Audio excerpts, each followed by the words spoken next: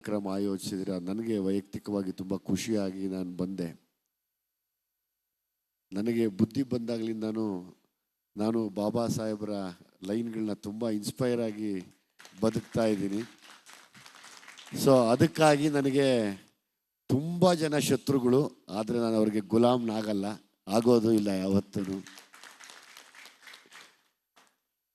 ಏನೂ ಮಾಡೋಕ್ಕಾಗಲ್ಲ. ಅವ್ರನ್ನ ಫಾಲೋ ಮಾಡಿದಾಗ ಶತ್ರುಗಳು ಜಾಸ್ತಿ ಹುಟ್ಟುತ್ತಾ ಇರ್ತಾರೆ. ಹಂಗೆ ಇರೋ ಜಾಗದಲ್ಲೇ ಹುಟ್ಟುಬಿಡ್ತಾರೆ. ಬಟ್ ಅಲ್ಲಿಗೂ ನಾನು ಗುಲಾಮ ಆಗಲಿಲ್ಲ. ಅಲ್ಲಿಂದ ಹೊರಗಡೆ ಬಂದು ಇವತ್ತು ಅವ್ರು ಬರೆದಿರೋ ಸಂವಿಧಾನನ ನಂಬಿ ನಾನು ಜೀವನ ಮಾಡ್ತಾ ಇದ್ದೀನಿ.